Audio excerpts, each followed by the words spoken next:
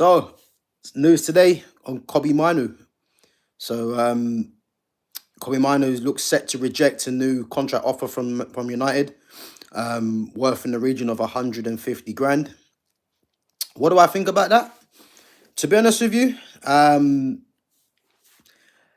it's a tough one because do I think Kobbie Mainoo is worth 150? No, he's not at this moment in time. But then again, if he looks at what other players are getting paid, i.e. Mason Mount. Mason Mount's hardly played. He's on 250. Luke Shaw's on 190. Again, hardly played. Bruno's just got a new contract. I know Bruno's obviously a lot more experienced than Kobbie Mainoo, but he's got given a new contract on 300 grand a week. So yeah, I think Kobbie again. He's not really worth 150. But I mean, he's putting United in a situation now where they're either going to offer him the wage, or he's just going to move on. And I think for me, it's more of a threat. If I'm honest, it's more of a threat that he's letting United know that either you come and meet the terms, or he's going to move on. But and the thing as well, I think Mainoo will have a lot of suitors after him. Because obviously they'll look at his age. He's still only 19. He's got potential, a lot of room to grow. So I think that, yeah, he's definitely capitalising on that. But what I would say is United need to kind of have the wage structure in place. And that would be a good start with Kobbie Mainoo. I mean, if you look at Amad Diallo, for instance, Amad obviously got a new contract on 90 grand a week. Is Kobbie Mainoo better than Amad Diallo?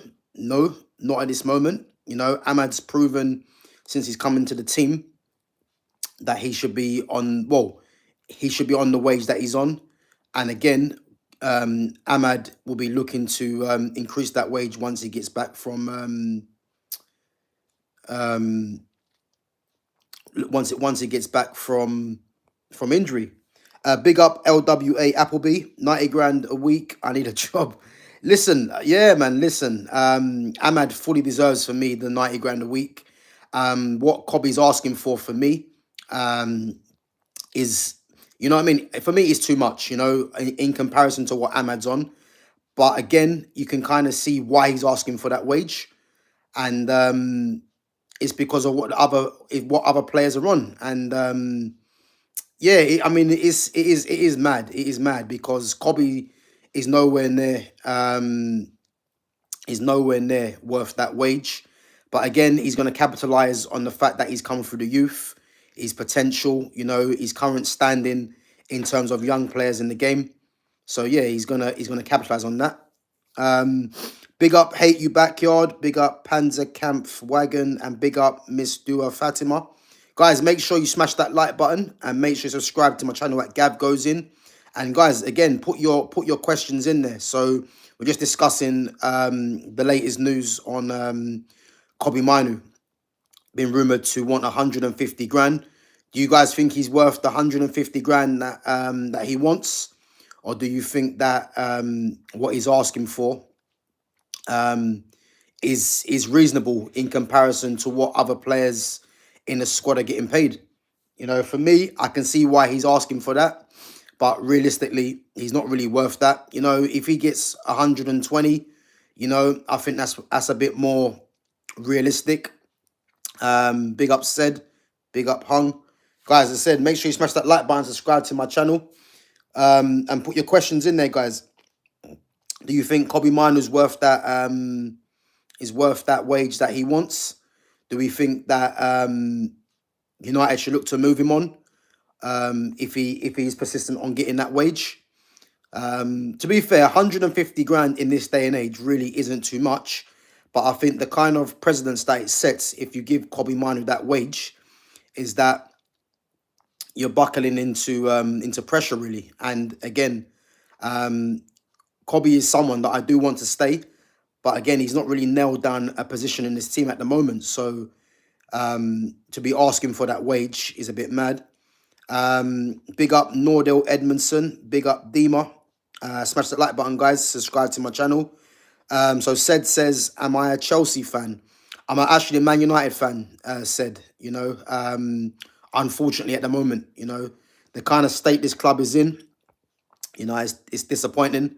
But yeah, hopefully, fingers crossed. It's going to be a long shot, but hopefully United can kind of slowly make their way back. But it's going to be a long road ahead, man.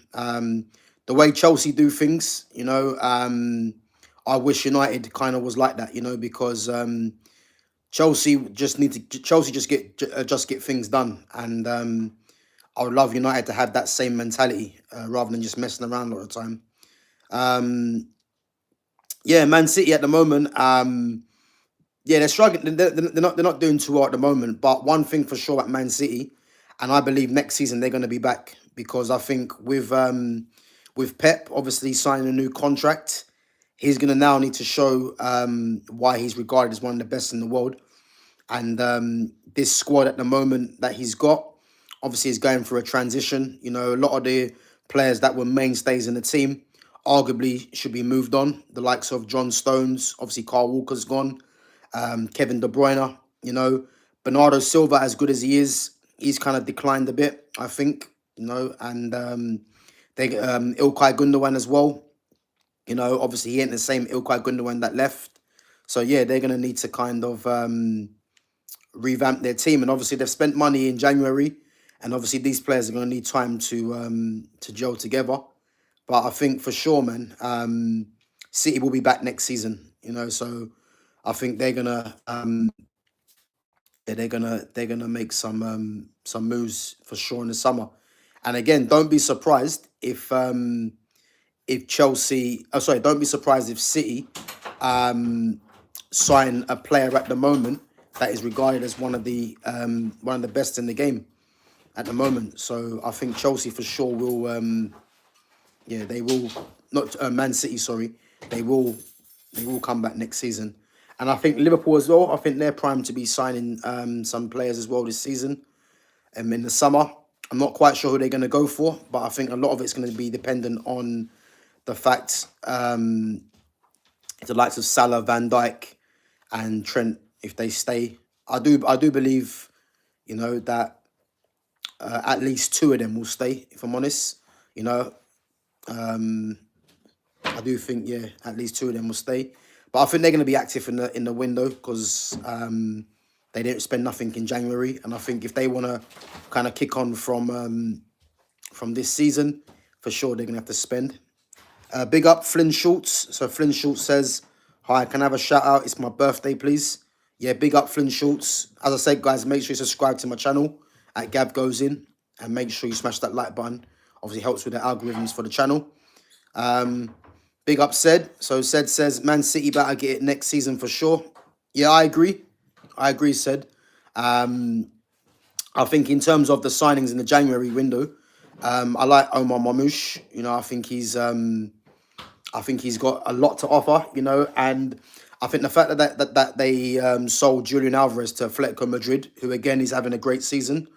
They needed someone to be the not understudy, but a different option to what Erling Haaland's doing if he's not firing. So he's going to be a very good player, Marmouche.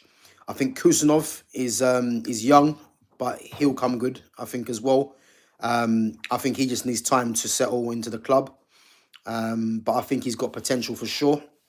And again, Nico Gonzalez, obviously the replacement, well, not replacement, but he's obviously someone that's coming for cover for Rodri.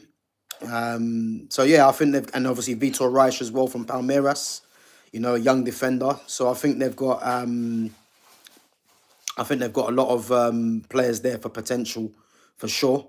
But as I said, I can see them signing a big name in the summer. But I think a lot of it's going to be dependent on removing some of the players that I've said that were mainstays and moving them on. So yeah, guys, make sure you smash that like button, subscribe to my channel. So yeah, anyone got anything to say about Kobbie Mainoo and his request for a new contract? Do you think United should give him the new contract or look to move him on? Again, how much is he going to cost? I think someone like Kobbie Mainoo, coming from the youth, being 19 years of age, England international, for me personally, I think nothing less than 60 million for Kobbie Mainoo. you know. And again, I don't want Kobbie Mainoo to leave, but again, I think this is more of a threat for him to say to the club, you know. And again, he's going to have some suitors after him. So yeah, I think it's a clever one for him, to be fair. Guys, what's the chances of United winning on the weekend against Arsenal? Do you think United will get a result, or do you think Arsenal are gonna carry on from the Champions League fashion of PSV? What do you reckon? What do you reckon? Do you reckon United will sneak a result? For me, against Arsenal for sure. I think it's a must not lose game, as I said before. You know, for me, United have to at least get a draw. You know, nothing be better than stopping Arsenal's supposed title challenge. You know, but yeah, for sure, I think United need to put up a performance. You know, I don't really care how it's done. You know, I think United must not lose this game for obvious reasons.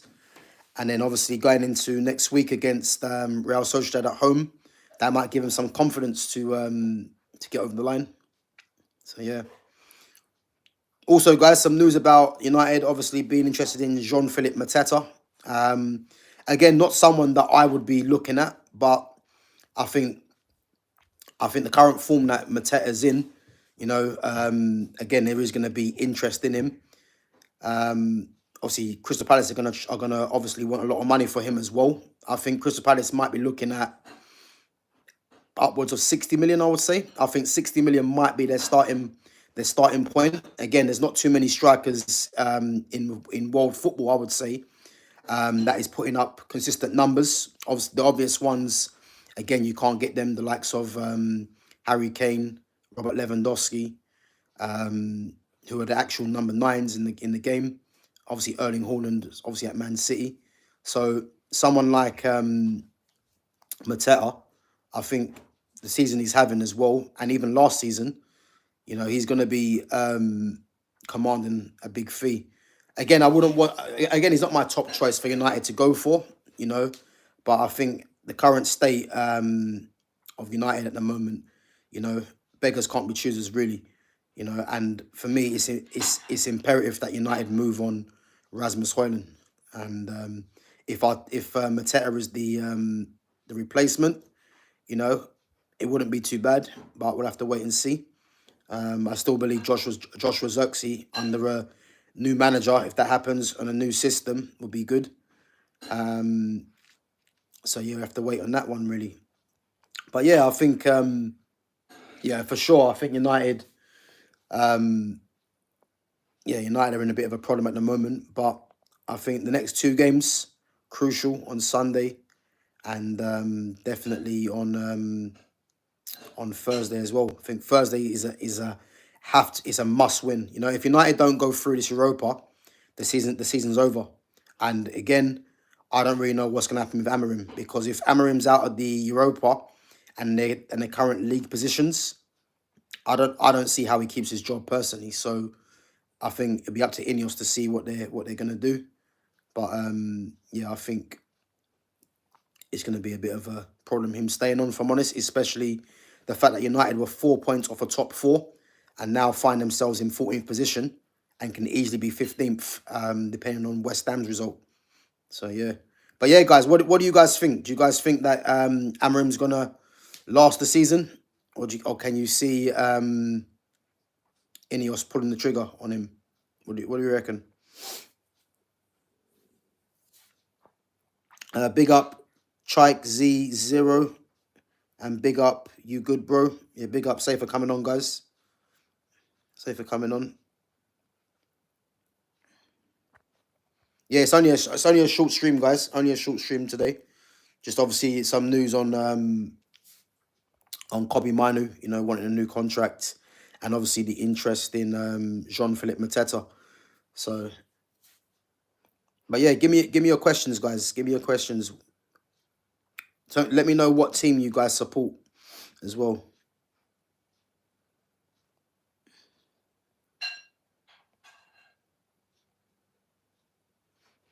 Yeah, big up Nordell Edmondson.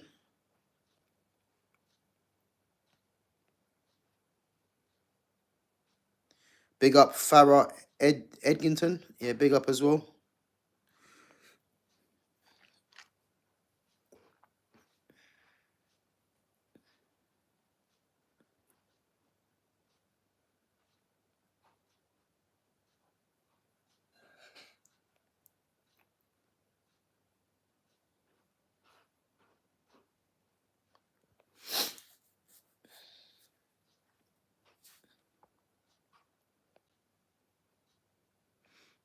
Yeah, sorry guys, I'm just going through the chat 1 minute.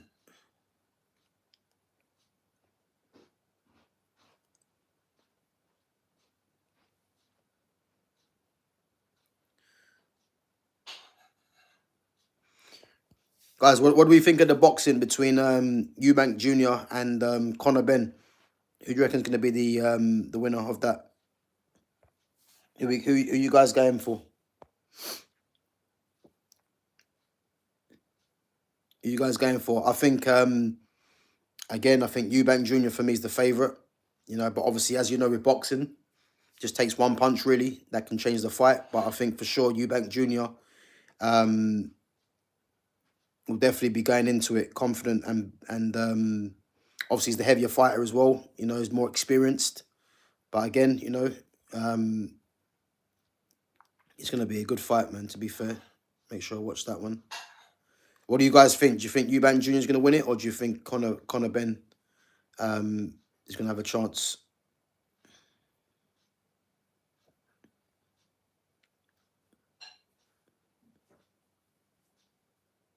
Big up Eric the Matos from Brazil. Brazilian brother, well done, man. Thanks for coming on. Let me ask you a question, Eric. Ronaldinho or Neymar?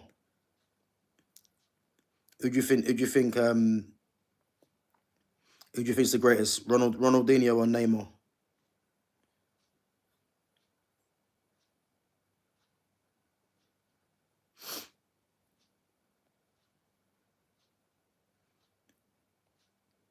That's yeah. Put it in the chat. Ronaldinho or Neymar?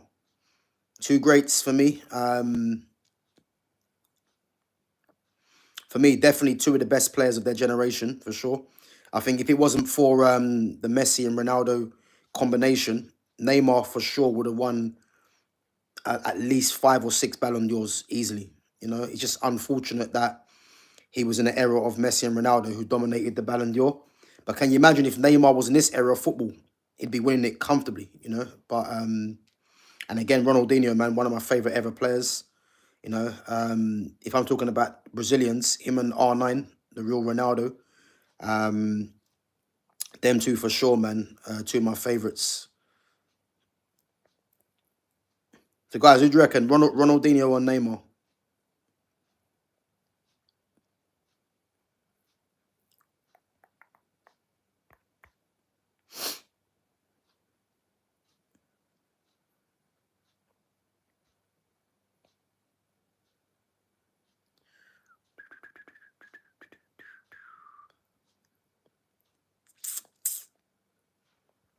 I say, guys, smash it in the chat, man. Ronaldinho or Neymar? Who you going for?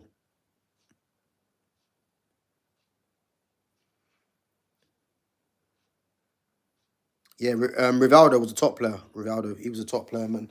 He's someone that doesn't really get given the praise he should do, really. Because I think whenever anyone mentions Brazilian players, you know, it's usually Ronaldinho, Neymar, Pele, even Kaká as well. Obviously Vinicius Junior at the moment, but no one really mentions Rivaldo. Obviously Rivaldo when he was at Barcelona, yeah, he was a top player. Rivaldo, man, that left foot was special, you know. And again, Barcelona produced these kind of players. If you guys remember, man, Argentinian called Javier Saviola as well. I remember when I first watched Saviola, man, he was dangerous. You know, I mean, you don't really get players like that no more. You know what I mean? Football's a very much system game at the moment. But yeah, there were some top players, man, back then, for sure. All right, guys, I'm gonna shoot anyway. But yeah, safe for coming on. And as I said, make sure you smash that like button and make sure you subscribe to my channel at Gav Goes In. So I'm on Twitter, I'm on Instagram, I'm on YouTube, I'm on TikTok as well. So yeah, make sure you smash that like button, subscribe to my channel. As I said, it helps with the algorithms to reach more people. And obviously, I'm on the road to 1K. I think I'm about 5 short of 850. So yeah, make sure you get smashing, make sure you get subscribing, and make sure you smash that like button. And again, guys, check out my content. Obviously, I've got a lot of different content on there, whether it's me playing, or just talking about football in general. So yeah, just make sure you check that out and smash that like button, and big up yourselves, and say for coming on. I'm going to probably be back tomorrow, guys. So if there's any more news on Man United, we're gonna discuss it. And again, if you guys got any questions, anything you wanna say in there, put it in the chat. And as I say, keep your notifications on, and keep subscribing to my channel, and keep smashing that like button. And I'm gonna catch you guys in a bit. Take it easy.